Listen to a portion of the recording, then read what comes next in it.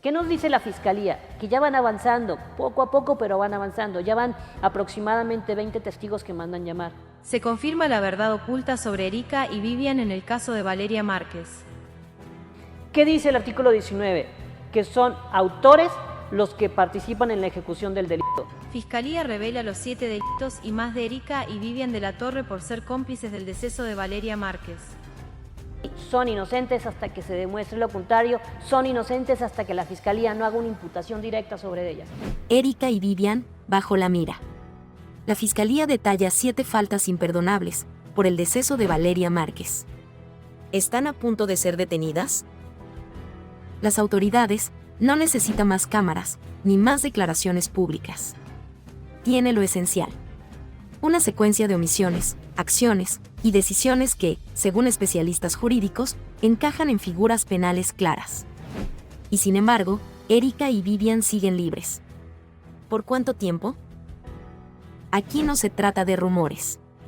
No se trata de suposiciones. Se trata de una cadena de hechos verificados que exponen a estas dos mujeres como más que simples testigos. La pregunta ya no es si sabían lo que pasaba. La verdadera incógnita es, ¿por qué no actuaron? ¿Por qué la Fiscalía no las ha llamado, si las infracciones son evidentes? Lo que parecía una omisión inocente, comienza a tomar forma de encubrimiento. Hay una diferencia sustancial entre estar presente y no hacer nada por temor, y estar presente y tomar decisiones, que afectan directamente el curso de los hechos. Los juristas lo están advirtiendo con fuerza. La ausencia de una imputación no es señal de inocencia. Es, en muchos casos, una estrategia procesal. El silencio de la Fiscalía puede ser el reflejo de que están esperando el momento ideal para actuar. El acto de apagar una transmisión puede parecer insignificante.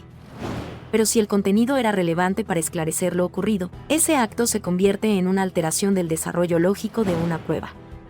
Apagar el en vivo en el momento en que Valeria necesitaba ayuda, no solo la deja sin asistencia inmediata, también podría significar el corte deliberado de una evidencia clave.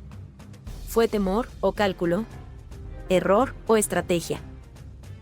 Y si ERIKA tomó el dispositivo de Valeria sin consentimiento, estamos hablando de apoderamiento no autorizado. ¿Y si además manipuló el contenido? ¿Y si borró mensajes? ¿Y si accedió a redes sociales? La figura legal se complica. Ya no es solo posesión indebida, sino intervención digital con posibles consecuencias legales. Las autoridades no requieren una confesión para sacar sus conclusiones en el caso. Necesitan patrones de conducta, omisiones sistemáticas, acceso a pruebas y un rastro digital. Y todo eso, según los análisis más recientes, ya lo tienen. La cercanía emocional con Valeria no convierte a VIVIAN en culpable, pero tampoco la deslinda. Porque el vínculo, las conversaciones previas, los celos documentados y las declaraciones indirectas podrían ser parte de una narrativa más compleja. Si los peritos demuestran que hubo intención de influenciar, manipular o controlar a Valeria antes de los hechos, la posición de VIVIAN se debilita. Y si a eso se suma el hecho de que tenía conocimiento de lo que estaba ocurriendo y no actuó, el escenario se oscurece aún más. Los 7 cargos posibles que enfrenta cada una no son hipotéticos. Ya están definidos en el marco legal. Desde abandono de persona hasta alteración de pruebas. Desde omitir entregar información hasta contribuir indirectamente al resultado final. La Fiscalía, por ahora, ha optado por el silencio. Pero ese silencio, lejos de tranquilizar, intensifica la tensión. ¿Están construyendo un caso tan sólido que no quieren alertar a las involucradas? ¿O simplemente están dejando que se hundan con su propio silencio? Cuando una persona tiene algo que decir, lo dice. Cuando no lo hace, queda bajo sospecha. La ley es clara. Quien tenga conocimiento de un hecho relevante, tiene el deber de hablar. Y ni ERIKA ni VIVIAN han acudido voluntariamente a declarar. Eso no es prudencia. Eso no es cautela. Eso es una omisión activa. Y una omisión activa, en medio de una investigación de esta magnitud, puede convertirse en un error irreversible. ¿Por qué la Fiscalía no actúa todavía? Porque están observando. Están recolectando. Y están evaluando reacciones. Las declaraciones, los gestos, los movimientos en redes sociales, los dispositivos en análisis, las conversaciones previas, todo forma parte de un rompecabezas donde cada pieza tiene valor procesal. Fueron más de 12 personas a entrevistarla. Fue todo un operativo para poder entrevistarla en su domicilio. Vivian, ¿quieres ser mi novia? Aquí delante del público. Estuvieron presentes policía de investigación, peritos forenses en psicología y demás. La Vivian me regaló un peluche. Esto porque... Vivian fue interrogada en su domicilio. Más de 8 horas de interrogatorio. Pues obviamente liberaron muchísima información que la Fiscalía en este momento tiene en su posesión. Si no colaboras, te encierro.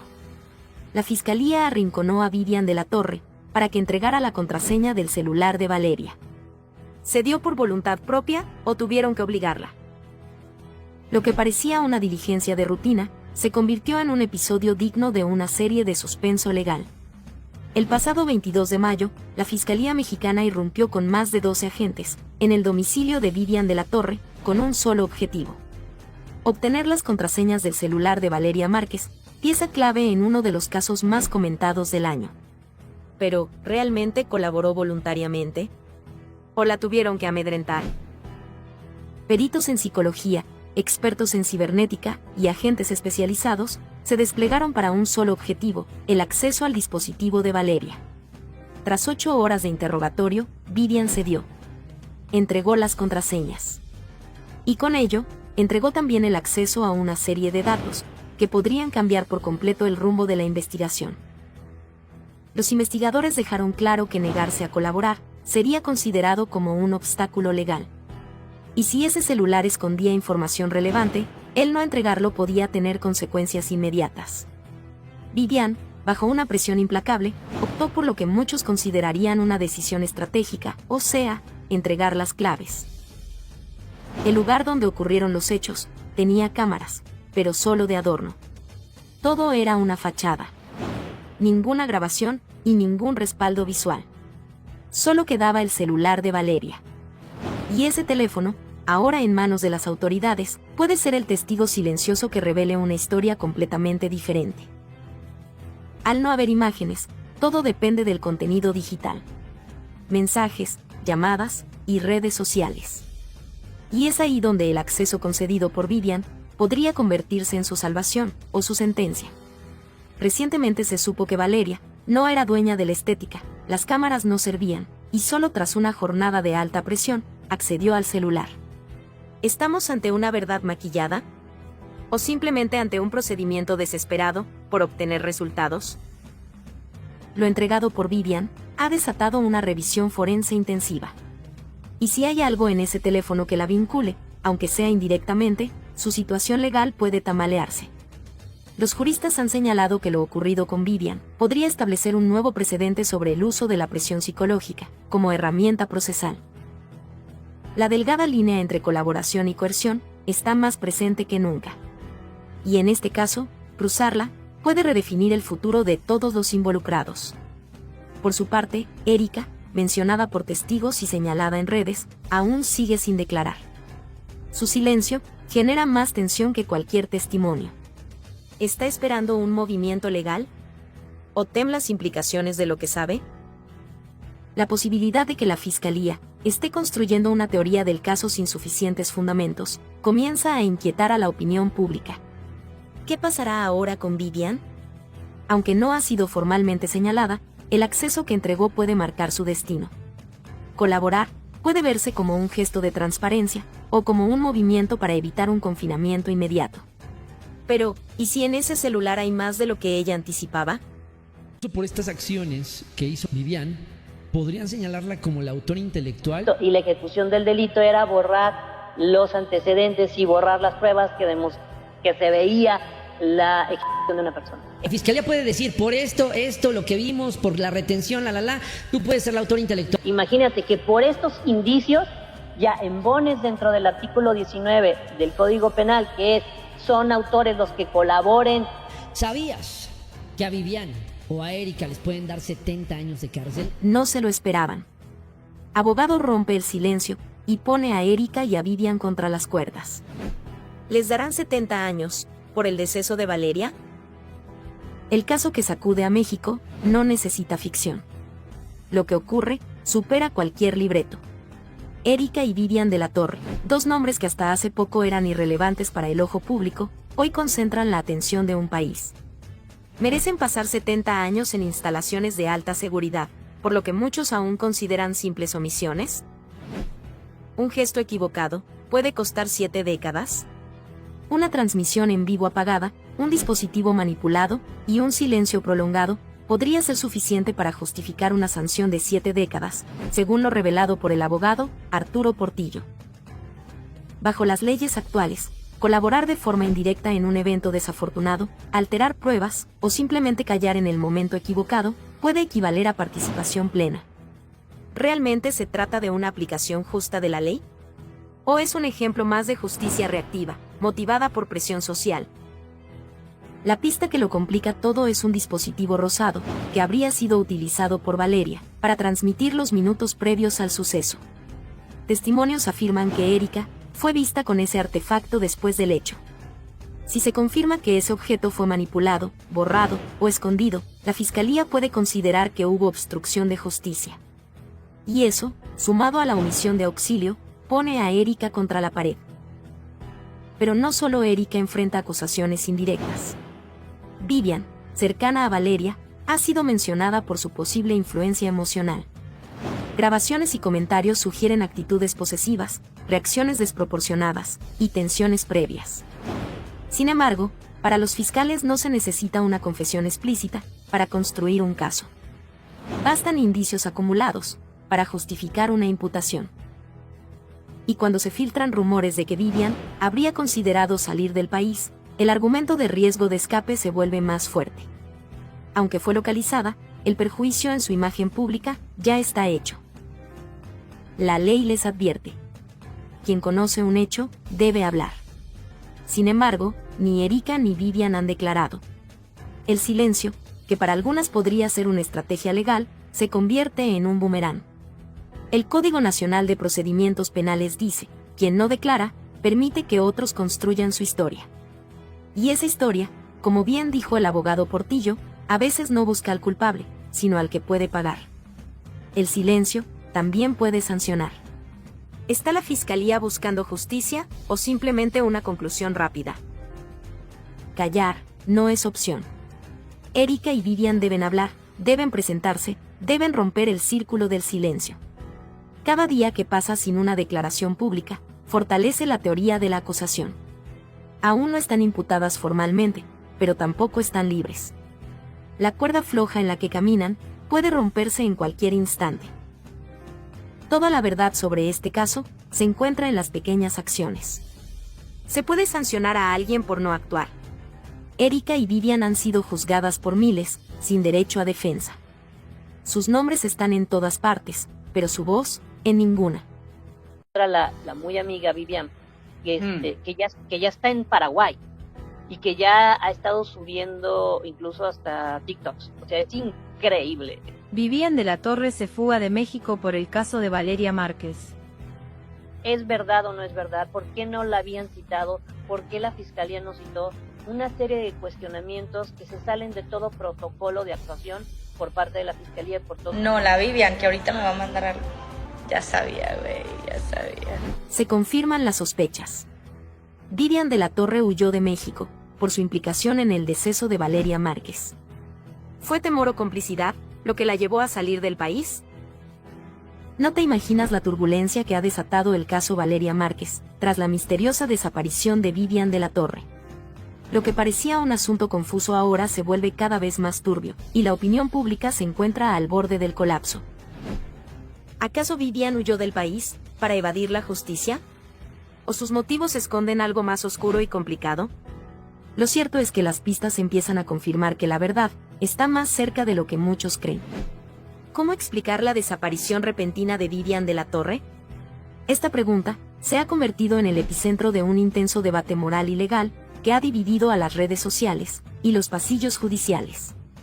La desaparición de Vivian no es casual ni inocente.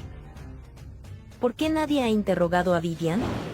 La justicia parece estar dejando pasar un hecho fundamental.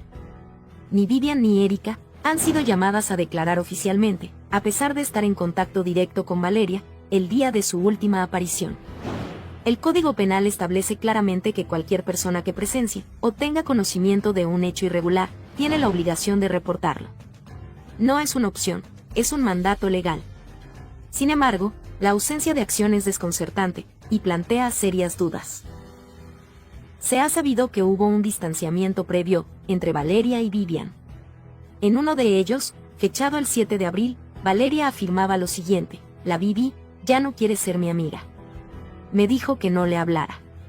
Este tipo de frialdad desconcierta, especialmente cuando días después, ambas interactuaron en un vivo fatídico.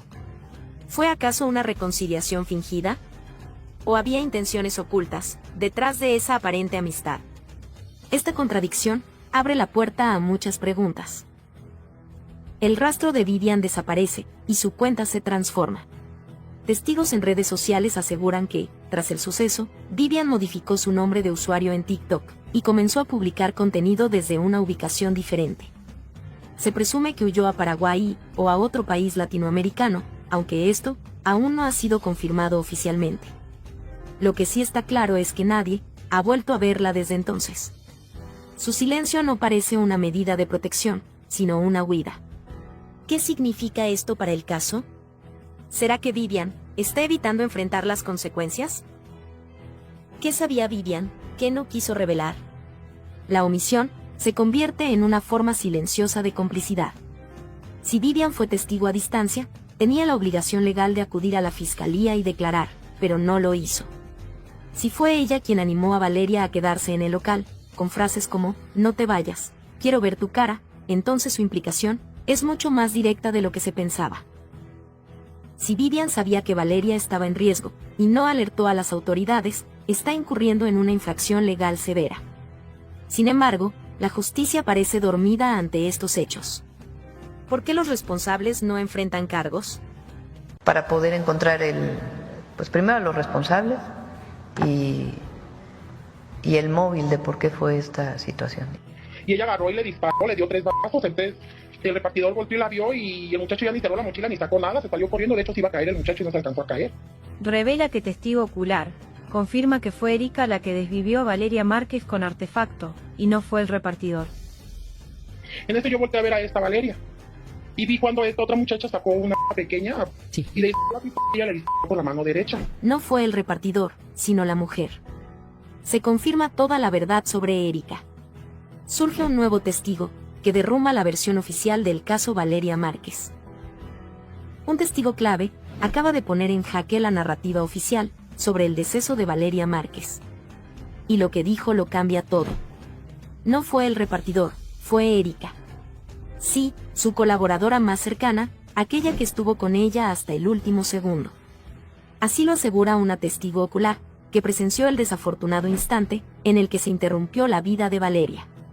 El caso, que parecía resuelto, se fractura con una declaración, que podría ser el principio de una verdad silenciada por semanas. No te imaginas el giro que esto representa.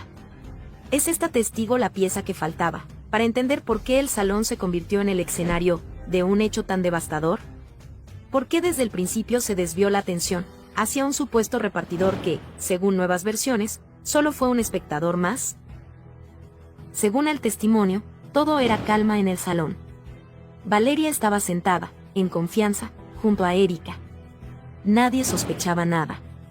Un joven ingresó, dejó un pedido, y cuando se dio media vuelta, sonaron 3 impactos. Nadie entendió nada. Hasta hoy. ¿Quién apretó el artefacto? ¿Quién se benefició? ¿Quién cayó?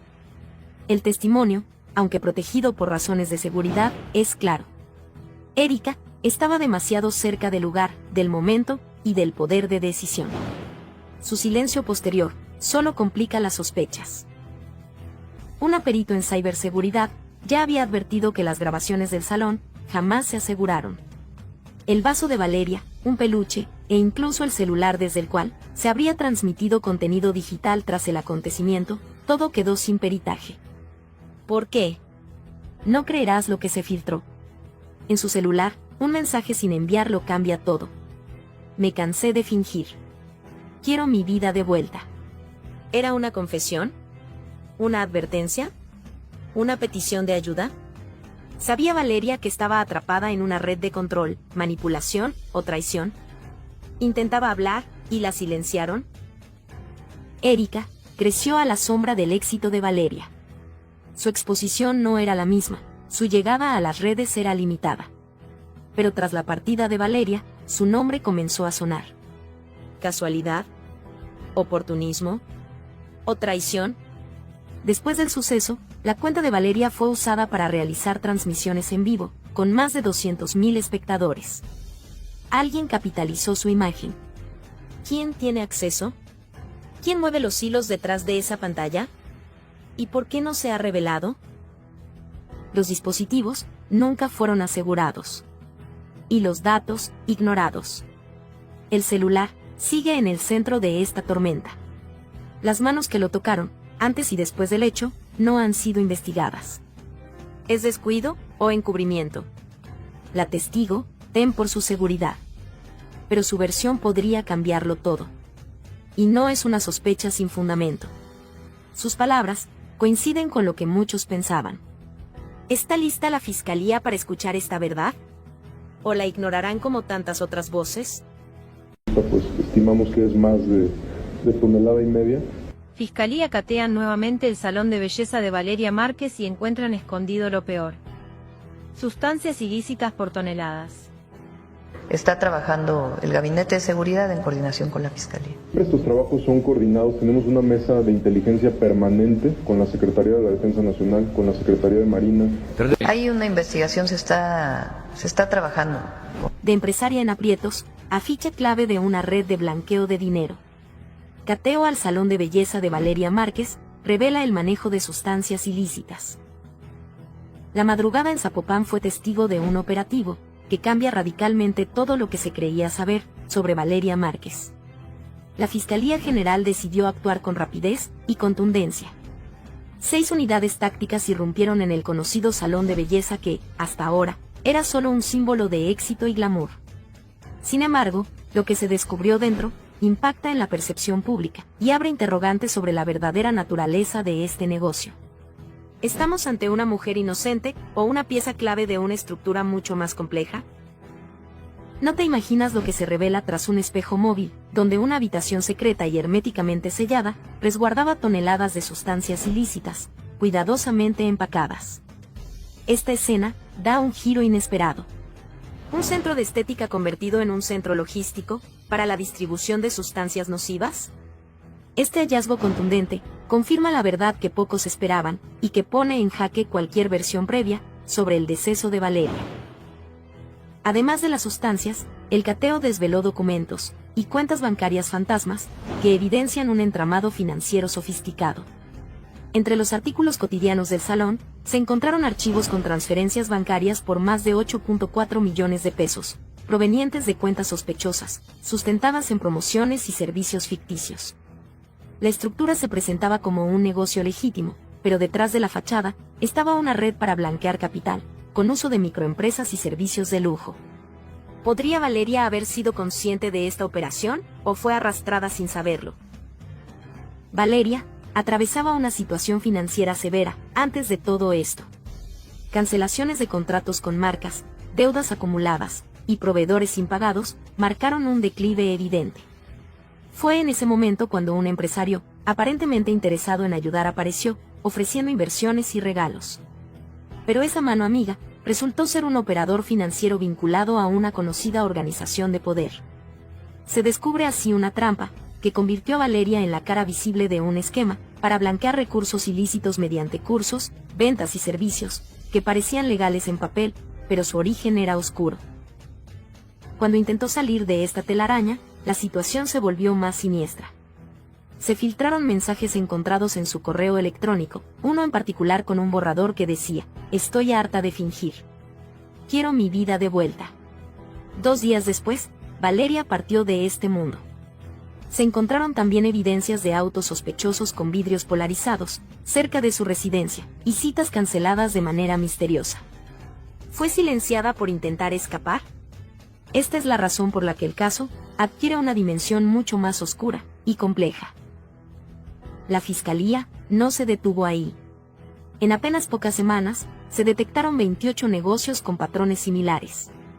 Pequeñas empresas manejadas por influencers, con presencia en redes sociales, pero con ingresos millonarios sin sustento real.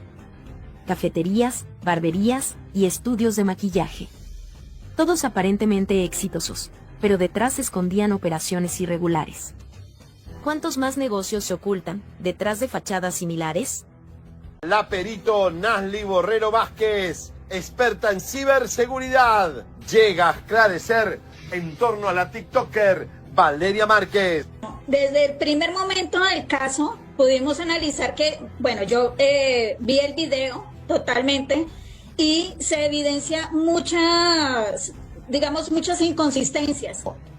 ¿Por qué dejaron el vaso, las bolsas en el local? Se supone que la fiscalía tiene que llevarse todo.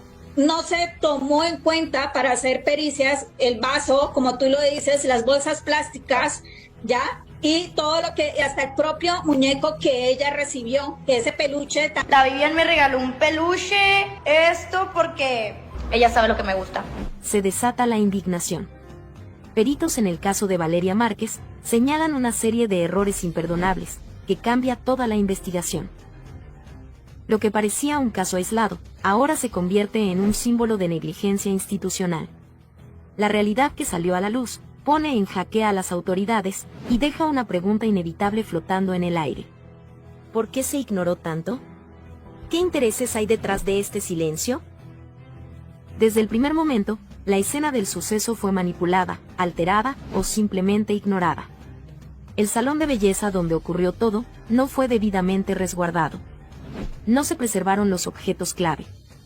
Bolsas, un vaso y un peluche, que podrían haber contenido información esencial, fueron olvidados como si no tuvieran ningún valor. ¿Se quiso borrar la verdad desde el principio? No te imaginas lo que los peritos han revelado. La falta de protocolo fue tan severa que ahora todo el caso pende de un hilo. Las autoridades no analizaron objetos esenciales. Uno en particular, un vaso que aparece justo cuando Valeria recibe un regalo, ha sido objeto de fuertes críticas. ¿Era una bebida con alguna sustancia? ¿Se utilizó para inmovilizarla antes de la arremetida? Ese vaso, pieza fundamental, nunca fue procesado, quedando al descubierto el nivel de descuido, o peor aún, de encubrimiento. Valeria tenía 2 celulares. En uno transmitía en vivo, y el otro estaba destinado a llamadas. Ninguno fue confiscado de inmediato. Tampoco se analizaron los sistemas de videovigilancia del local. La colaboradora del lugar manipuló uno de estos dispositivos antes de la llegada de las autoridades. ERIKA apagó la transmisión sin titubeos y salió caminando como si nada hubiera ocurrido. ¿Cómo es posible que alguien que presenció un hecho así actúe con total frialdad? ¿Qué eliminó? ¿Qué ocultó? ¿Y por qué no fue interrogada con rigor? Los peritos fueron claros. La cadena de custodia fue rota desde el primer minuto. Esto no es un error técnico. Es una fractura legal que compromete toda la investigación. Cada paso omitido es una puerta que se cierra a la justicia. ¿Es posible recuperar pruebas después de tal nivel de negligencia? Días después del hecho, se publica un video que simula ser una nueva transmisión de Valeria. Misma voz. Misma imagen. Pero ella ya no estaba. Se utilizó inteligencia artificial para fabricar este material. ¿Quién lo creó? ¿Quién monetizó el infortunio? ¿Se puede permitir que el rostro de una persona que se ha ido sea usado con fines tan oscuros? Desde la escena mal resguardada, hasta los celulares no analizados, y desde la manipulación de su imagen, hasta la indiferencia de quienes estaban a su alrededor, todo en este caso grita impunidad. Los peritos exigen explicaciones por la ausencia de respaldo digital de TikTok. No creerás lo que se omitió. TikTok puede entregar registros detallados sobre transmisiones, ubicaciones y dispositivos conectados. Solo se necesita una solicitud legal. Pero nadie la hizo. ¿Descuido? ¿O una estrategia para que no se conozca quién estaba realmente detrás del contenido? ¿Es posible que la verdad esté en esos datos, que jamás fueron requeridos? Que las autoridades siguen en busca de las causas e incluso ya se sabe cómo huyeron los sitios. Renta, luz, agua, internet. Fiscalía ordena abrir la tumba de Valeria Márquez para nuevo peritaje y lo que encuentra es algo extraño. Aquí donde yacen los restos de Valeria Márquez, quien fue asesinada el pasado 13 de mayo cuando se encontraba en su estética en Zapopan. Si algo me pasa, que todos sepan quién fue. Reabren la tumba de Valeria Márquez y descubren algo extraño que nadie estaba preparado para enfrentar. ¿Pusieron una microcámara oculta en el cabello de Valeria? Una verdad perturbadora deja al descubierto detalles que nadie esperaba. La Fiscalía, presionada por inconsistencias forenses, ordenó la exhumación del cuerpo. Pero el hallazgo en esa madrugada silenciosa va más allá de lo explicable. La tumba no estaba vacía. El ataúd de Valeria Márquez escondía más que sus restos. Dentro del pecho, sellado con cera industrial, apareció un dije con símbolos. Un triángulo, un ojo y la letra M. ¿Qué representaban estos signos? ¿Era una señal de advertencia o una marca de pertenencia? Este hallazgo, que no fue documentado en la primera autopsia, plantea una inquietante posibilidad. Alguien manipuló el cuerpo con un propósito. ¿Quién y por qué? Pero eso no es todo. Bajo sus uñas, los forenses hallaron residuos de una sustancia blanquecina, desconocida, y detrás de su oreja, cortes simétricos, limpios y precisos. Nada de esto apareció en el primer informe. ¿Fue omisión o encubrimiento? La familia exige respuestas y activa una segunda autopsia con peritos independientes. ¿Estaba marcada? El cuerpo de Valeria tenía 3 marcas paralelas, trazadas con exactitud, además de restos metálicos en sus manos. El nuevo equipo forense no descarta la posibilidad de un ritual o una advertencia encubierta. Cámaras de seguridad del panteón captaron la silueta de una figura encapuchada, dejando una rosa negra, y una nota escrita a mano que decía, no debieron haberla tocado. La nota fue interpretada como una advertencia, o incluso, una confesión de complicidad. ¿Quién se atrevió a irrumpir en la madrugada, para dejar ese mensaje? En un giro inesperado, el nuevo peritaje reveló una microcámara, escondida entre sus extensiones de cabello. Lo que registró fue devastador. El rostro del responsable quedó grabado. Se trata de un asistente del salón de belleza, reconocido por sus tatuajes. El individuo desapareció esa misma noche, y hasta hoy su paradero es incierto. La grabación no solo muestra la arremetida, sino también palabras que Valeria alcanzó a decir antes del final. Ya sé lo que están haciendo. Estas palabras fueron clave para comprender que ella tenía conocimiento de algo más grande, y que no se trataba de un acto aislado. Antes de su partida, Valeria dejó una caja a una excolaboradora de confianza. Dijo, si algo me pasa, haz que el mundo lo vea. Dentro, había una USB con grabaciones de reuniones privadas, listas de nombres y audios de conversaciones delicadas. Entre los involucrados, destaca una mujer que asistió a su despedida. ¿Era parte de la red? ¿O fue enviada para asegurarse de algo? Un nuevo testigo protegido, que trabajó para esta organización, rompió el silencio. Asegura que lo de Valeria no fue un caso aislado. Hay otras jóvenes, otros nombres y patrones que se repiten. Todo indica que detrás de su caída hay una estructura más grande, que usa como fachada lugares comunes, como salones de belleza. ¿Es esta la punta de un iceberg aún más oscuro? Y ni siquiera podía llegar a su casa porque me debía a mí, le debía a la roomie y me había robado el dinero de mi escuela. Que tú vayas a quitar el live, que es una prueba que tiene, que es una defensa. Llama a la policía. Lo último que vas a hacer es apagar el live y borrar el live. Filtran lo que Fiscalía había descubierto de ERIKA N, segundos antes de que le quitaran la vida a Valeria Márquez. Hola. ¿Valeria? Sí. Filtran la información que la Fiscalía de Jalisco había descubierto sobre ERIKA, segundos antes del infortunio de Valeria Márquez. ¿Qué relación tiene el misterioso objeto blanco con la posible coordinación del suceso? ¿Realmente ERIKA se convirtió en una pieza indispensable para que la desgracia ocurriera? La investigación del deceso de la influencer ha tomado un giro inesperado con la reciente filtración de datos cruciales, que revelan detalles inquietantes sobre ERIKA, empleada del salón de belleza donde ocurrió el suceso. Y no te imaginas la profundidad de estas nuevas evidencias, que podrían cambiar toda la versión oficial. ¿Fue ERIKA simplemente una testigo pasiva, o se trata de una pieza clave que hizo la señal clave al perpetrador? Esta pregunta retumba con fuerza en cada análisis y ha encendido una polémica que la Fiscalía de Jalisco no puede ignorar. ERIKA apagó la transmisión en vivo en TikTok, segundos después del suceso fatal contra Valeria. Pero aquí surge una inquietud perturbadora. ¿Por qué optó por finalizar el video, en vez de pedir ayuda o intentar socorrer a su amiga? Este acto, lejos de parecer una reacción espontánea, ha sido interpretado por expertos como un posible intento de eliminar pruebas o encubrir hechos. ¿Acaso ERIKA actuó bajo presión? ¿O se esconde algo más oscuro detrás de su actitud? Esta conducta despierta una fuerte controversia, que pone en duda la inocencia de quien hasta ahora parecía solo una testigo más. Una nueva pista sale a la luz y apunta directamente a ERIKA. En el video de la transmisión, justo detrás de ella, se observa un objeto blanco, cuyo significado aún desconcierta a los investigadores. Se confirma la sospecha de que podría tratarse de una señal, un indicio o incluso una orden dirigida al perpetrador para consumar la macabra operación en curso. Esta revelación inquietante intensifica las dudas y la tensión. ¿Existió una coordinación previa? ¿Quién estaba detrás de esta aparente estrategia para quitar del camino a Valeria Márquez? El enigma crece, y nadie sabe qué puede salir de la próxima filtración. Pero la controversia no termina ahí. Vivian de la Torre, amiga cercana de Valeria, también queda bajo la lupa. Vivian insistió en que Valeria permaneciera en el salón, a pesar de sus sospechas sobre un regalo inesperado.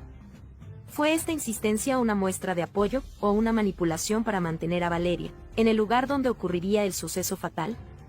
¿Qué motivos podría tener Vivian para jugar un papel tan ambiguo? La imagen pública de una amistad inocente se desmanteló y el público exige respuestas. El perpetrador entró al salón de belleza con un peluche y un café, fingiendo ser un repartidor. Estos supuestos detalles amables resultaron ser señuelos diseñados para acercarse a Valeria y consumar el plan. Este método no es nuevo y tiene paralelismos con otros casos relacionados a grupos organizados. ¿Estamos ante una cadena de hechos coordinados? ¿Existe una red que utiliza el engaño y la manipulación para cometer actos atroces? El peso de estas preguntas presiona a las autoridades para profundizar en la investigación. Another cup of coffee had chemicals, I don't know what, a sedative so she wouldn't want to get up and leave. To those who have defamed her, remember that this is digital. Valeria was like, I'm scared, they're going to attack me, they're going to dry me off, but she wouldn't get out of her chair. I asked. Those who are pointing fingers at her to take responsibility. Valeria Márquez. They say her friend poisoned her because of the coffee she drank earlier. ERIKA's true betrayal is revealed, which shakes the Valeria Márquez case. She was poisoned before the brutal attack that drove her crazy. The new clues that are emerging point to a betrayal that many suspected, and the worst could be yet to be confirmed. The case of the Mexican influencer, model, and businesswoman has become one of the most controversial and shocking of the year. The 23-year-old was dressed while broadcasting live from her beauty salon in Zapopan. What at first seemed like an uneventful event has now taken on a much darker dimension. During the broadcast, Valeria appeared nervous as she talked about a mysterious gift that, in her own words, seemed like a farewell. Shortly after, a man entered the premises, handed her a stuffed animal and a coffee, and minutes later shocked her.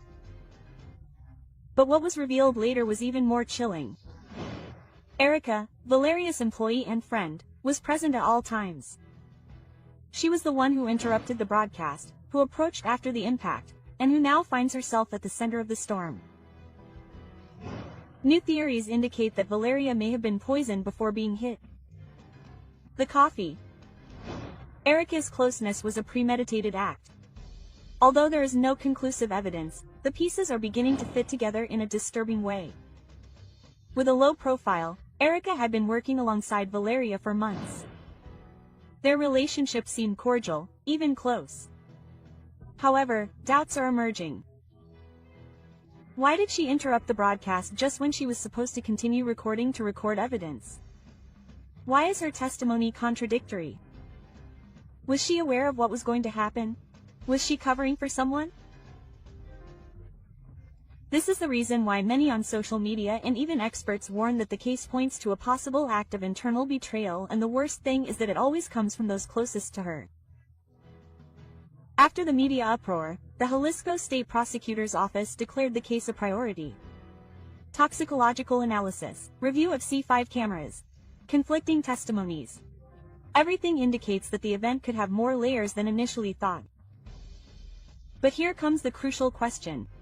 If Valeria was poisoned before the impact, what role did ERIKA play? Was she just a witness or also an accomplice? Valeria's case has put the influencer world on alert. Many content creators are now evaluating their safety, their surroundings, even their own work teams. Because Valeria's was not an isolated incident, and because it was revealed that enemies sometimes wear the same shirt. Experts consulted do not doubt that ERIKA's involvement is proven. It would be a classic pattern of professional jealousy and personal betrayal. Valeria, with success, fame, and affection, was the perfect target for the frustration of someone who felt overshadowed. They say that karma always catches up, but who pays the price when it's too late? Vivian is telling her to stay there because Vivian had known for a while that she had already been paid a lot of money, more than $200,000. Because we hadn't fought, right? We also lasted a while, and I'm proud. When did we fight? Since she had also already shared that money with ERIKA, who also told her, try to keep it there for me so that this person can go and execute me. How long did we last for a while? Maybe we lasted a while. She was scared because she had already been receiving money from her partner, her ex-partner, who was the person who sent her to execute him with that delivery. Prosecutors investigate Vivian for alleged payment of $200,000. Valeria Márquez was betrayed.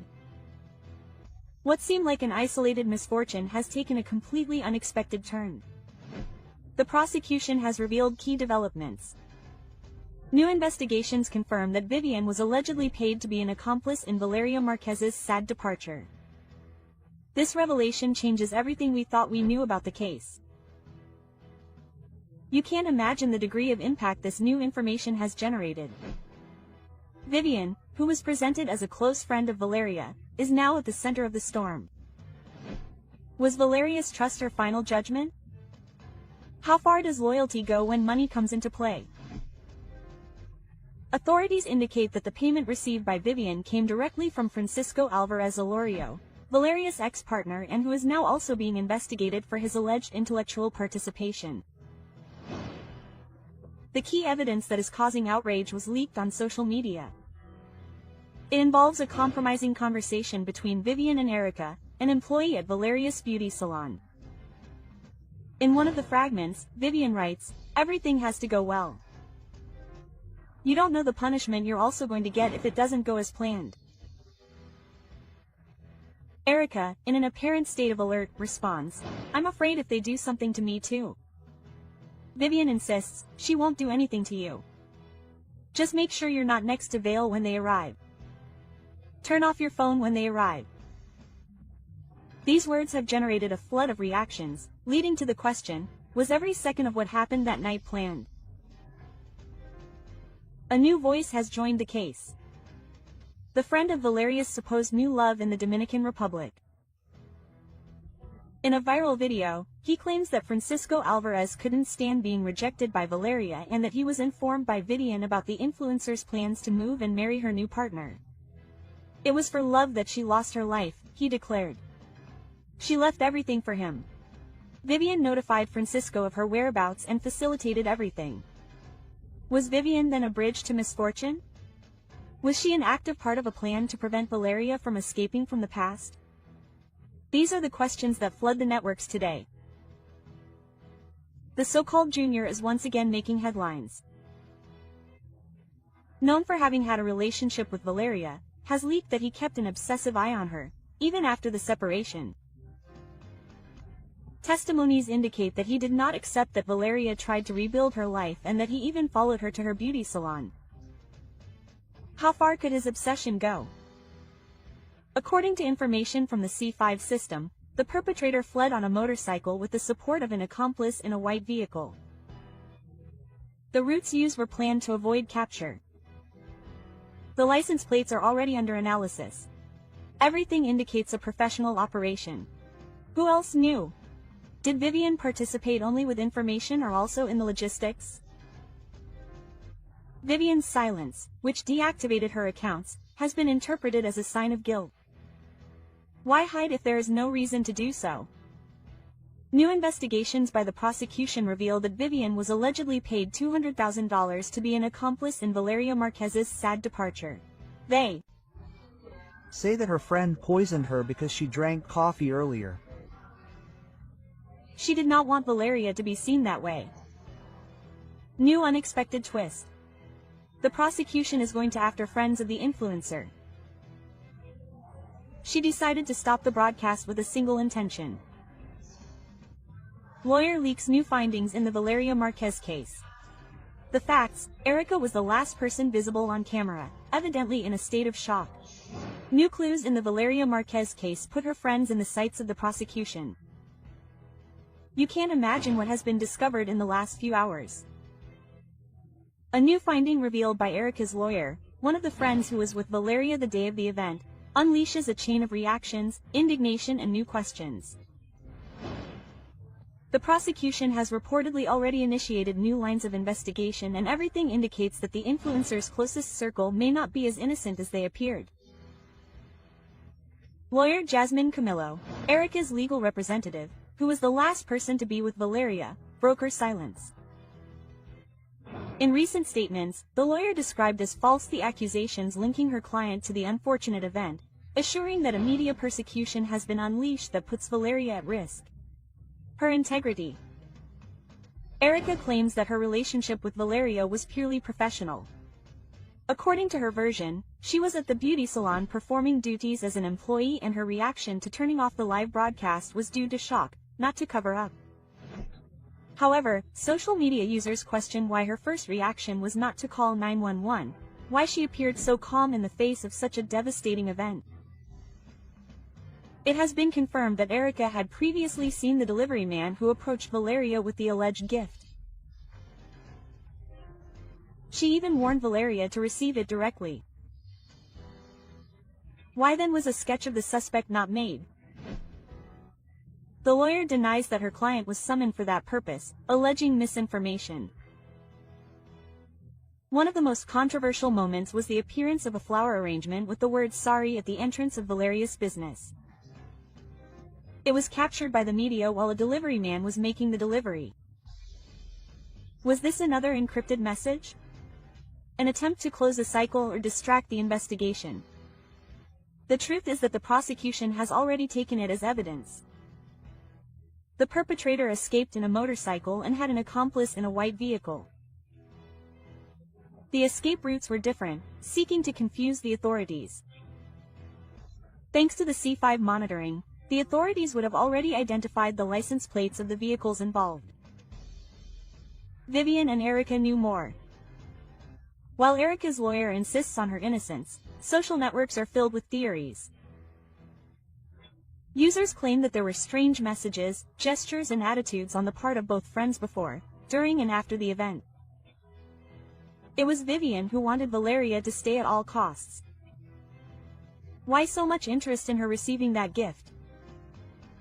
The delivery of a stuffed animal, a drink and the mysterious bouquet of roses raise new suspicions. Were they simple gifts or part of a plan? The prosecution is investigating whether these items are connected to the masterminds. Several brands were pointed out by users for taking advantage of the case to advertise with products similar to those Valeria received. Liverpool was one of the names mentioned.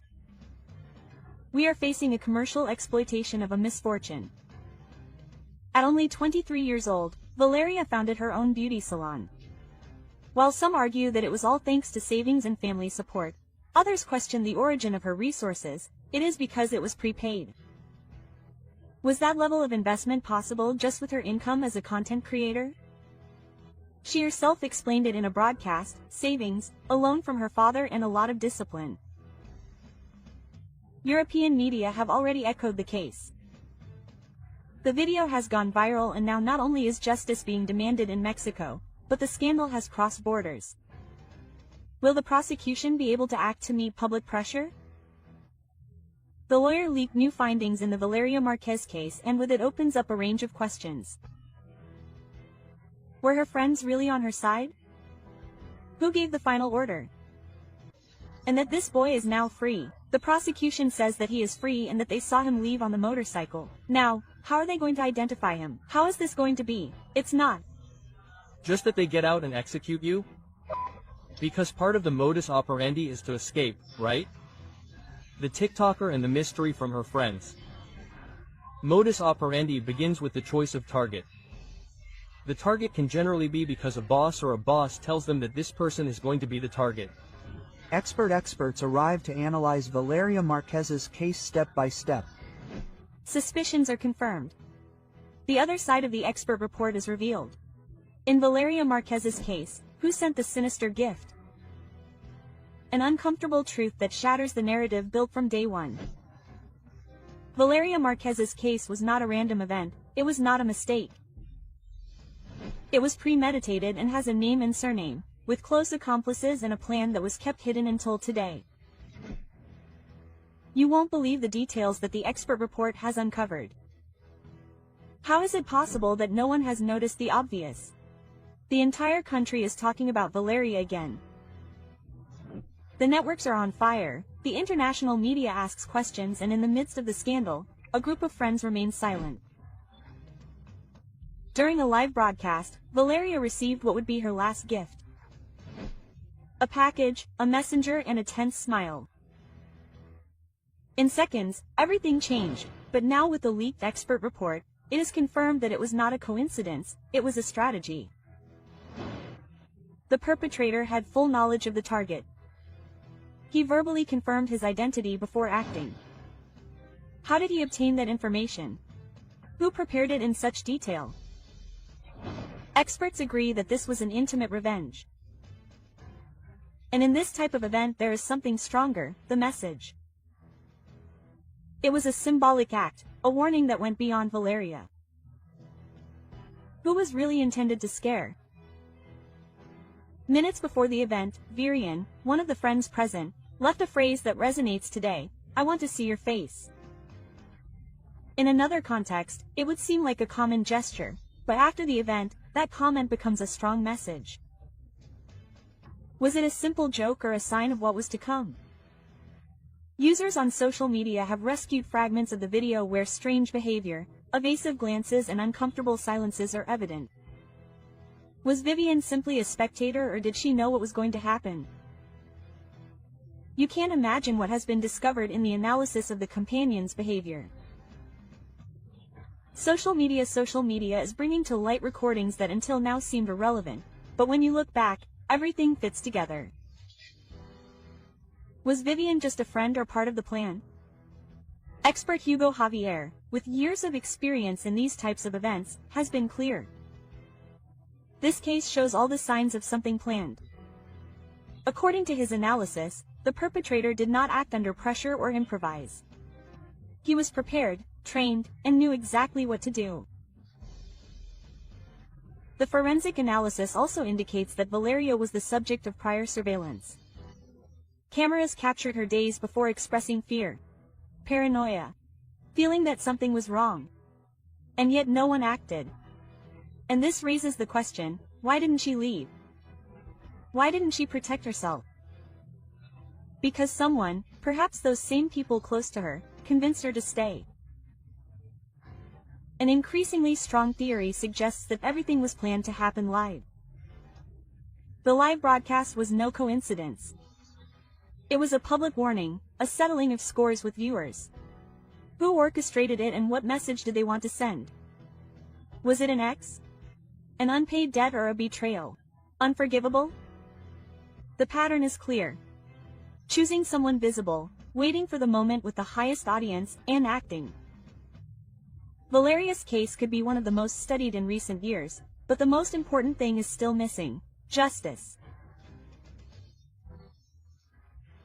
The package Valeria received was the hook, a supposed gift from someone she knew, but no one has claimed to be the sender, and forensic analysis suggests that the perpetrator had already been at the location before.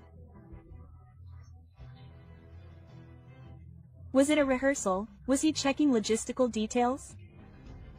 Everything points to a surgical preparation. The silence of the friends in the face of this information is deafening. Who else knew about the gift? Who scheduled the time? And why did the courier know exactly who to address among the several people present? In the meantime, the prosecution remains motionless.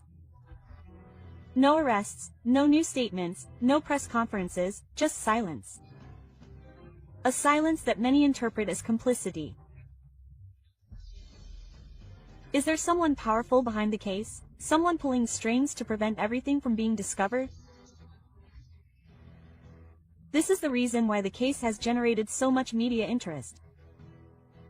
The country demands answers, social media demands action. But the authorities remain silent. More and more users claim that Valeria was betrayed by people close to her. Vivian and ERIKA, her supposed friends, have failed to dispel doubts. What did they know? What did they do before, during, and after the incident? Strong hints appear in previous recordings. Comments that at the time seemed insignificant are now interpreted as signs. Signs that Valeria ignored and that cost her her life. The case of Valeria Márquez not only exposes a tragic event, it exposes a network of silences, omissions, complicity, and half-truths. And with the new leaked information, everything has been reconfigured. But now the question is different. Will action be taken? Will there be consequences, or will it simply be ignored like so many other cases that are forgotten while the guilty parties remain free? No one imagined that this case would end up revealing so much, but now that everything is coming to light, society demands justice and will not stop until it gets what it has. Left behind. This flower arrangement outside Valeria Márquez's beauty salon caused panic among the store owners and visitors to the shopping mall. Valeria Márquez apologizes with a strange flower arrangement. The prosecutor's office is investigating. Guilty friends. The place was guarded by authorities from the prosecutor's office and the municipal police station. This one, yes. Well, the truth is, like everyone else, we are sad and dismayed by what happened to Valeria Márquez. Sorry. A flower arrangement of 12 red roses was left on a white ribbon at the entrance to Valeria Márquez's beauty salon. The mystery behind the strange bouquet of flowers that appeared at the place where Valeria Márquez lived her last minutes is revealed. Sorry, or a macabre message. The red letters that screamed the word sorry not only shocked her followers, but also revealed a dark possibility. Remorse from those involved or a warning to silence those who know too much. The prosecutor's office is not ruling it out. All hypotheses are open. The flower arrangement was left just after the media reported it. They withdrew. Coincidence or a carefully planned move to send a strong message? A live broadcast today takes on a sinister meaning. In it, Valeria interrupts with a chilling comment. I don't feel well. Something strange is happening. What happened next? One of her friends, Vivian, insists that she stay on camera. Minutes later, misfortune breaks out. Why did she insist on keeping her connected? Was it really a surprise gift that she was expecting, or did she know more than she let on? In images and videos from the past, in which Vivian and ERIKA, her supposedly trusted friends, display certain behaviors, they are now interpreted with a different perspective. Hand signals, evasive glances, cut-off phrases, were they codes between them or just theories exaggerated by collective sadness?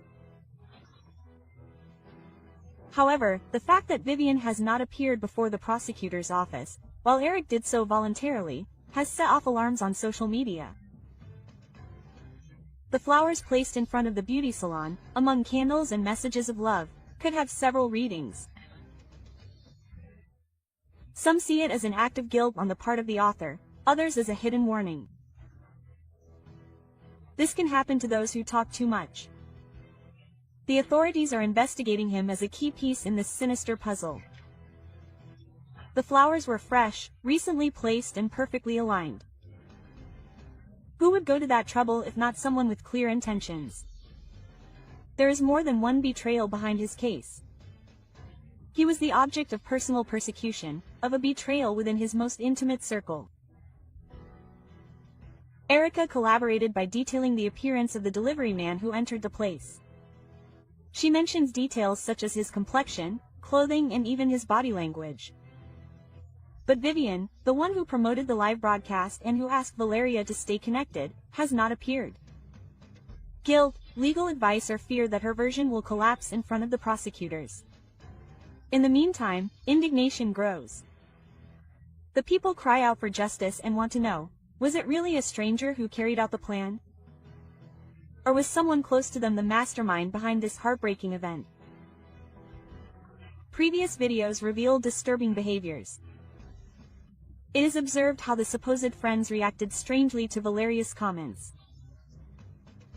Nonverbal language experts are already analyzing every sign. Valeria sensed something. She lived surrounded by a network of people who silently envied her. Was her own environment helping to cover up something bigger? The Jalisco prosecutor stated that more than 20 people have been questioned, family, friends and partners. But every time a piece of evidence is discovered, two new unknowns emerge. How many more are implicated and are hiding behind a speech of regrets? The videos of where they fled to because they took, when this influencer, Valeria. And I preferred to save money and go, I don't know, Colombia, Europe. They took 2 different routes in 2 different vehicles, on a motorcycle and in a white car. Since then, the property has remained secured and being observed by passers-by. We already have a lot of information with 3 different lines of investigation that the prosecutor himself will make known to you. They once regretted that in a nightclub that is also in a nightclub it was also said that many people were saying that you were gay, is close to you.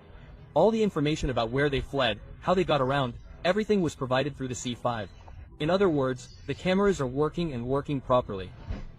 The key video about the escape of Valeria Márquez's perpetrators is leaked. Who appears in the images? The video that no one expected has finally appeared, and with it a series of questions that are making the authorities uncomfortable and shaking public opinion. Cameras from the C5 system captured what could be the most compelling evidence yet. The perfectly executed escape of Valeria Márquez's perpetrators. Is internal complicity confirmed? Are we facing a systematic deception or the darkest side of the cover-up? Who leaked the video? Is this the beginning of a definitive turn, or will it be hidden by institutional silence? The surveillance cameras did not only record the criminals fleeing. The most disturbing thing is how they did it with millimeter precision, without hesitation, avoiding guarded areas and checkpoints. This was not an improvised escape, it was a calculated strategic retreat, and according to security experts with prior access to the inner workings of the surveillance system. We are then faced with a sinister event planned from the inside. This was not a spontaneous event. It was something systematically planned. Valeria Márquez's beauty salon, located in an area with a supposed police presence, was the scene of a surgical transgression. The perpetrators entered, shocked her and left in seconds. And the worst thing is that the nearest patrol car did not act immediately, claiming confusion about location. Confusion or a deliberate order not to intervene, systematic failures, casual omissions, and now an almost cinematic escape that only strengthens one theory. Someone on the inside facilitated everything. Who betrayed Valeria? Days before the incident, Valeria was already feeling uneasy. This is what those close to her say, who say she said she felt observed, as if someone close to her was watching her. In addition, an argument with a close friend, who has since disappeared from her social networks and has refused to testify, adds to the list of all too convenient coincidences. That friend knew more than what she said. New evidence implicating her is leaking. Valeria trusted her circle, and that circle is now full of silence. She was betrayed by someone in her own circle. Forensic analysis experts agree that the escape shows detailed knowledge of surveillance routes, patrol response times, and the area without coverage. An attack like this cannot be carried out without prior intelligence. And this intelligence, according to anonymous sources, can only come from two places: from organized power groups or from the institutions themselves. We are facing a new pact of silence, a cover-up embodied in uniforms and offices. In the meantime, Valeria's family will not remain silent. Her devastated mother declares, "They took our daughter from us and now they want to leave her underground and forgotten." This video proves it all. We demand justice, no more empty words. They want to give her to you. Quote, "And I said, oh, well, he arrived in about an hour."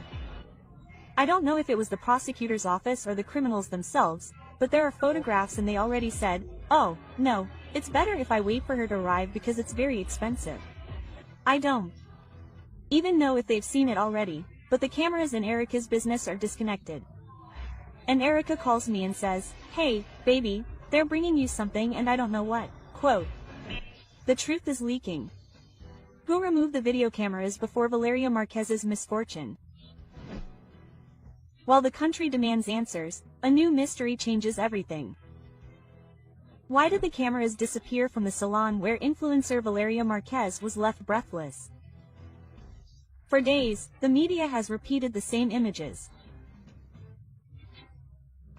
A live broadcast, a black bag, an expectant face, but what no one can explain is what is not on camera.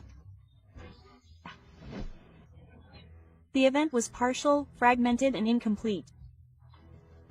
What does this void hide? And who benefited from it? The surveillance cameras in the salon were allegedly disconnected. This is not a technical glitch, nor is it a coincidence.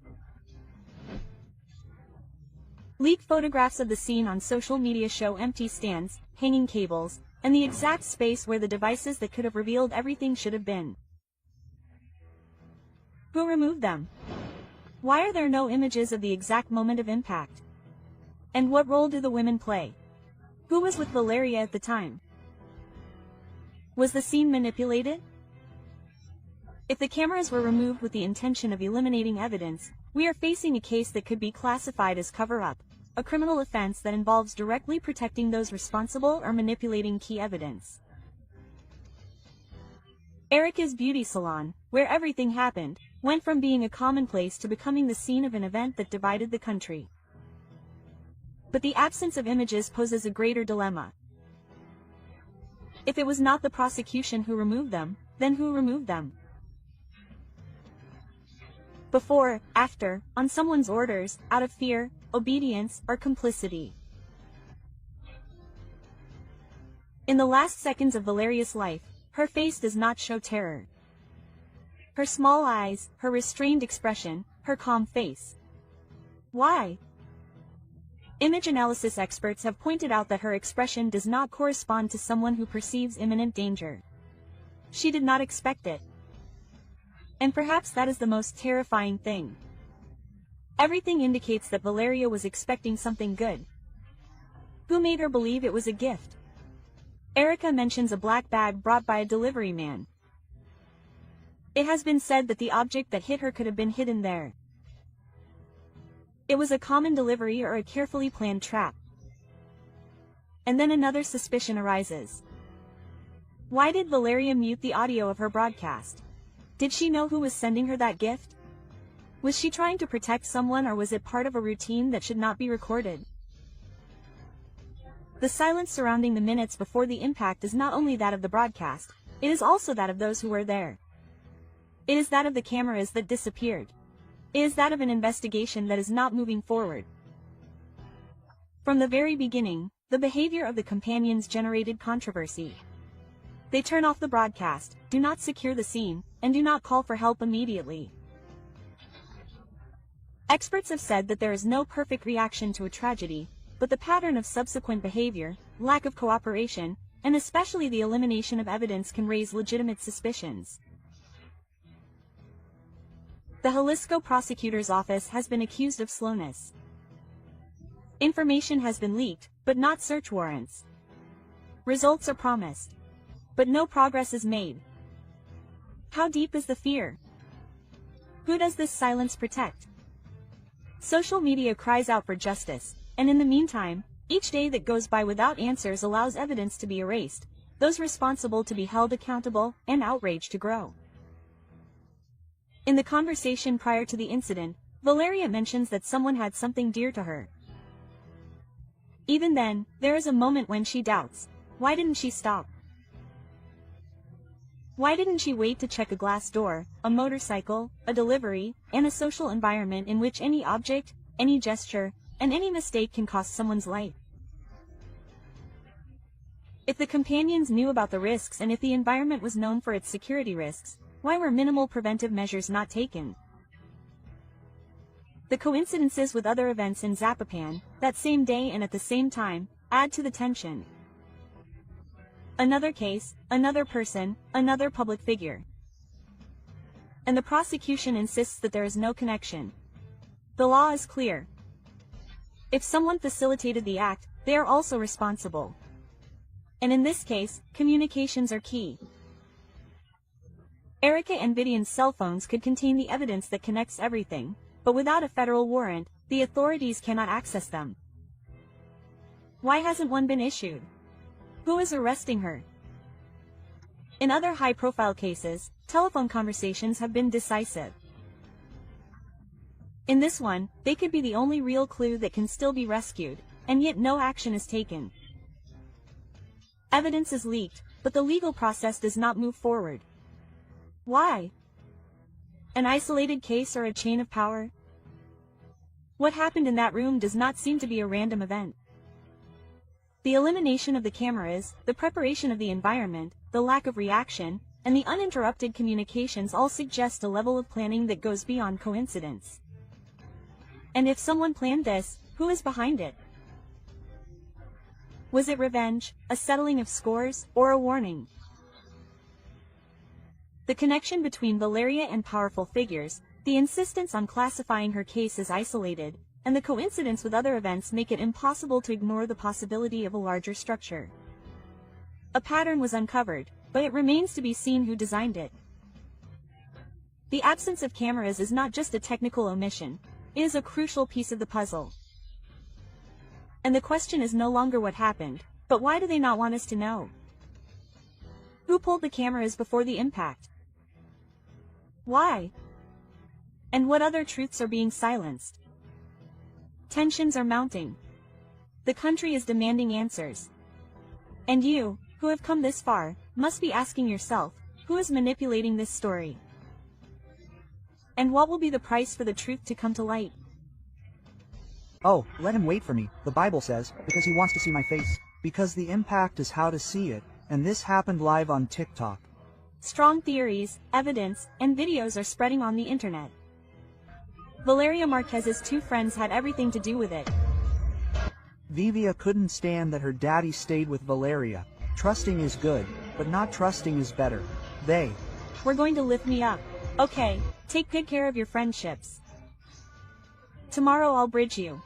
Valeria Márquez's friend, trembling, talks about her friend's betrayal. Plebes who know the ERIKA of all plebes. The prosecution begins the investigation and reveals strong information. The ambition that cost her dearly. The unhealthy obsession behind Valeria Márquez's unexpected end is discovered. It was not a simple misfortune, it was an event surrounded by ignored signs, broken friendships and an envy that, according to some sources, burned in silence until it consumed everything. As a young woman with a promising future, she ended up facing her last day in the midst of such a hostile environment. She was the object of a chain of betrayals and poorly managed competitions. Valeria Márquez, the influencer who seemed to have it all, beauty, success, and powerful connections, was revealed as the protagonist of a drama darker than many imagined. Her meteoric rise on social media not only captured the attention of thousands of followers, but also, apparently, the envious gaze of those who once called themselves her friends. Valeria was no ordinary figure. Her career as Ms. Rostro and Reina de Belleza was just the beginning. Her appearance on Very Webs alongside renowned regional Mexican artists not only raised her media profile but also positioned her as an icon of luxury and power. Private jets, luxury cars, beauty salons, and thousands of followers seemed to seal her destiny as an unstoppable woman. But every success story comes with a price. At the height of her fame, a figure began to emerge from the shadows: Vivian, her ex-friend. What was once camaraderie turned into a tense rivalry, fueled by rumors, jealousy, and an alleged competition for the affection of a young man linked to a powerful figure in Jalisco. Was envy a silent cause in this case? What secrets did this friendship that has now become the center of attention hold? In a context where access to power is mixed with privilege, it is not uncommon for invisible problems to arise for the public eye. Zapopan, Jalisco, a land of contrasts, has witnessed hidden tensions between public figures who strive to maintain their status. Valeria was not only famous, she was also allegedly in a relationship with the son of an influential figure, which according to various sources, could have caused discomfort and altercations within her closest circle. This privileged relationship was also the target of accusations, rumors, and confrontations. Who was willing to do anything to take her place? Vivian and Valeria shared much more than followers and lifestyle. They shared an environment, aspirations, and, it is said, even the same affections. Tense arguments between the two were reported days before the incident. Witnesses claimed that the verbal altercations were nothing new and that Vivian tried to get between Valeria and her circle of power. Was Vivian just a disappointed friend or a determined rival for anything? How far can the obsession with being number one go in a world of appearances and unbridled competition? One of the most disturbing revelations circulating on social media today is Vivian's shocking physical change. The transformation was radical. Surgeries, makeup, eyebrows, clothes, everything points to a deliberate attempt to replicate Valeria's image. There are images showing Vivian before and after these changes. The resemblance is undeniable. Was it admiration, obsession, or a desperate attempt to take her ex-friend's place? The phenomenon did not go unnoticed on digital platforms. Thousands of users commented on the resemblance. Many described it as disturbing, while others simply saw it as a sign of a deeper rivalry than previously thought. Valeria Márquez's fatal outcome was captured in real time, broadcast on a live platform. That moment marked a turning point, not only because of the tragedy itself, but also because of the circumstances surrounding it. There was no visible alarm, no screams, and no prior reaction. How is it possible that there were no warning signs before the impact? Was she surprised or, worse yet, betrayed by someone close to her? Even more disconcerting was the attitude of her friend ERIKA, who was by her side during the broadcast. Many point out the absence of gestures of desperation and sadness and a serenity that has set off alarms for digital investigators. Why did her face remain immutable? What did ERIKA know? What else did she not know? Are there more people involved than one might think? What came next was even darker. Individuals outside Valeria's family began visiting the place where her remains rest, recording content for social media with the aim of going viral. The dehumanization has reached such a level that the grief of others is used as a springboard for digital fame. This has been harshly criticized by various social sectors, generating intense debates about the limits of ethics in content creation. Valeria, even after her passing, continues to be used this time as a product for media consumption. Where is the line between informing and profiting? Who truly mourns Valeria's loss and those who simply seek to take advantage of her story? As more details leak out, the pattern seems clear. A successful young woman, a friend with unclear intentions, and a luxurious environment combined with tension. All this in a context where image is everything and where being at the top can mean becoming a visible and hidden target. The case of Valeria Márquez thus becomes a mirror of what happens in many digital and social environments. Covert competition, false loyalties, and a constant interest in attention and power. Her story, far from being an isolated case, could be repeating itself in other lives that today seem perfect on screen, but that in private carry great secrets. To what extent is someone capable of harming what they cannot achieve? Vivian, her transformation, the previous arguments, the unresolved tensions, and Valeria's sudden departure converge in a question that still has no official answer, but the signs are there. The silence of some, the coldness of others, and the insistence of the public to know more reveal an atmosphere of suspicion that continues to grow. Were Vivian and ERIKA really friends of Valeria Lerda, or were they her worst enemies? Friends and enemies. It just can't be.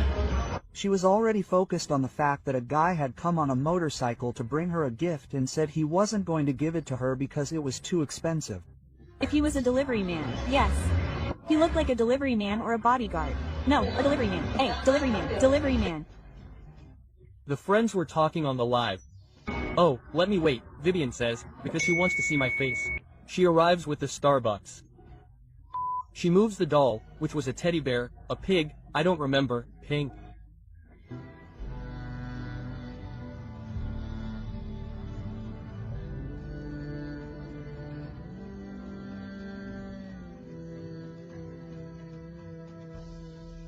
This is shocking. Valeria Márquez was murdered in the middle of a TikTok live.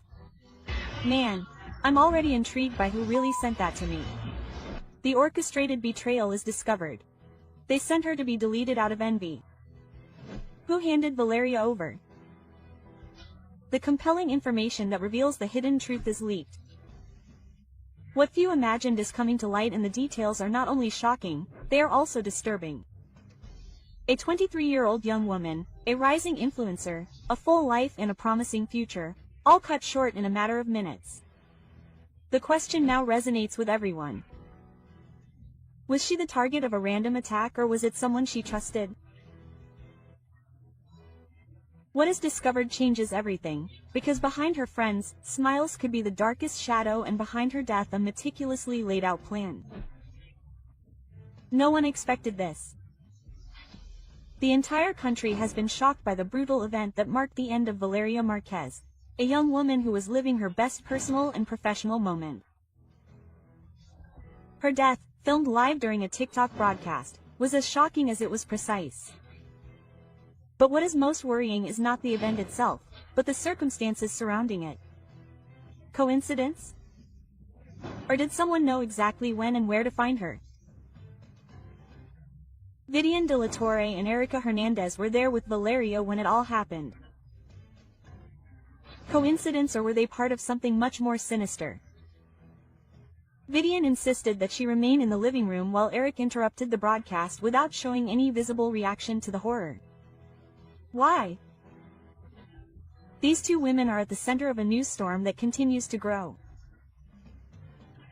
Their movements, gestures, silences, and decisions are under scrutiny. Some claim that they were simple witnesses. Others suspect that they played a key role in the events. There are clues that cannot be ignored. From messages before the incident to actions that, reviewed in retrospect, seem to have been clear signs of what was to come. An innocent gift or a hidden signal, a coffee and a stuffed animal. Two seemingly harmless objects arrived just before the horrendous event took place. What did they really mean? Was it a coincidence that they were delivered by the same man? That minutes later he would return to end Valeria's life? Someone used Valeria's trust as a tool. They used her innocence, her closeness, and her confidence to set up a perfect ambush. And everything seems to indicate that that person could have been within her most intimate circle. Who knew that Valeria would be there alone at that precise moment? Who provided her exact location? Who ended her life? It is said that the event was because the victim acted from the inside using fictitious friendships, feigned gestures and a network of complicity that today involves those closest to Valeria. But neither Vivian nor ERIKA have wanted to talk. They have maintained a silence that, far from calming the waters, has stirred them up even more. The prosecution can no longer ignore them. Social media is demanding answers. Valeria's followers are demanding justice, and the mystery grows thicker with each passing minute. Why didn't Vivian respond to the authorities' call? Is it fear, or is she simply protecting someone? The evidence is inconclusive, but the clues are. No one can deny that their actions or inactions raise many questions. Did they really not know anything? Or did they simply not want to tell what they saw? ERIKA's face after the death did not show sadness, only coldness. How does a person react after seeing their friend lose her life in front of them? With tears? With screams? Or perhaps with indifference? A few hours before what happened, in the middle of a live broadcast, Vivian made a strange movement with her hand. 3 fingers extended. Some took it as a joke. Today, many interpret it as a sign between the lines, a veiled warning, a way of communicating with someone off camera, no one knows. But one thing is clear. The gesture, coupled with his insistence that Valeria not leave, set off all the alarms. Why did he insist so much that she stay? What would have changed if Valeria had left a few minutes earlier? It could have saved her life. Who benefited from Valeria's disappearance? She was not just anyone. She was an established influencer with thousands of followers, projects in progress, and a growing personal brand. She was not alone. She had dreams, she had plans, but also, according to several testimonies, she had challenges. Her life was not as idyllic as it seemed.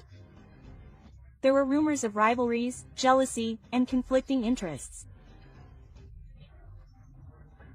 Some say there were financial tensions, others speak of complex romantic relationships, and some even mention professional envy. Someone benefited from her absence. There was someone who needed to get her out of the way. From financial benefits to job opportunities blocked by her presence, everything is on the table. Was it a passionate incident or an orchestrated plan? The rumor is strong. The name of Ricardo Ruiz LWR, alleged leader of a group linked to multiple misdeeds, now appears in the middle of the investigation. Although direct connections are denied, rumors of a romantic relationship between him and Valeria persist. It was a risky connection that should never have happened. Some claim that the possible link between the two could explain what happened. Was it a settling of scores or revenge disguised as misfortune? This twist in the story raises the attention to unsuspected levels and forces us to rethink who could have real motives for wanting to see her in the ground. Who really handed Valeria over? The cameras don't lie, nor do the audios. And although there is no conclusive evidence, some pieces are starting to fit together. And if Valeria did not lose her life by chance, but by betrayal, the most disturbing of theories has come to light.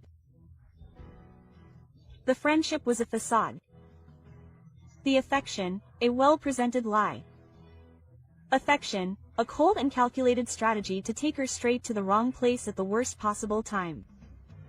Who kept her in the living room despite the risk? Who knew that day would be her last?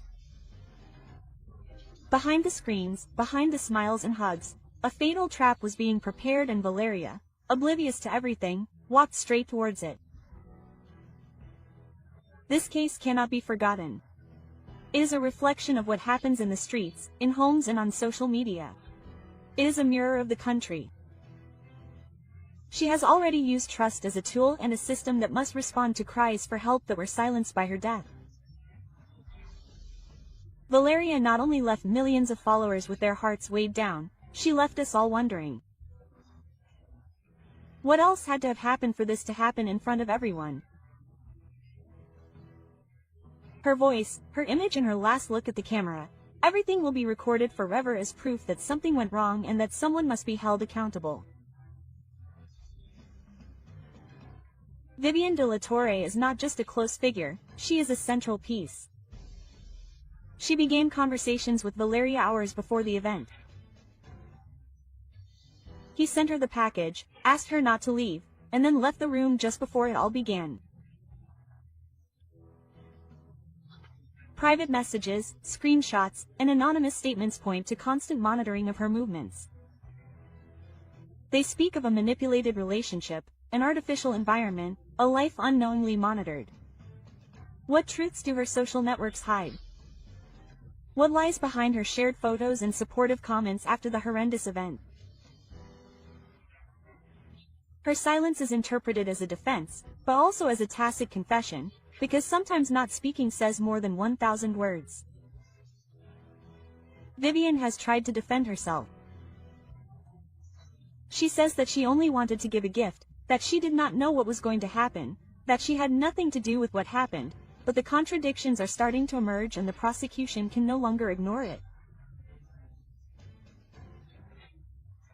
Witnesses claim that Vivian knew things that no one else did, that she gave details ahead of time, that she knew about certain events before they were publicly confirmed. How did she know so much if she was not involved? It was an act planned in advance, and the only way to achieve it was through privileged information, information that most likely came from the inside. What is in the leaked images? Eric walks out of the room with a firm step, without any sign of astonishment or trace of tears. He doesn't even move a muscle when the broadcast stops. Anyone who sees a friend leave would be devastated, but ERIKA didn't flinch. According to witnesses, she even walked away naturally, without fear or surprise. How does someone who didn't expect what happened react? With tears, screams, desperation, or with coldness? The whole truth about her behavior is being analyzed by investigators, and the first indications are not favorable for her. Friendship, one of the most powerful emotions, can also be the most treacherous. And in this case, it seems that that is exactly what happened. Valeria put her faith in people who perhaps only wanted to take advantage of her popularity, her money, or her influence. Was she naive or simply too trusting? There was jealousy, there was ambition, and there was a struggle for power, control, and visibility. And Valeria, perhaps she was in the wrong place, surrounded by the wrong people.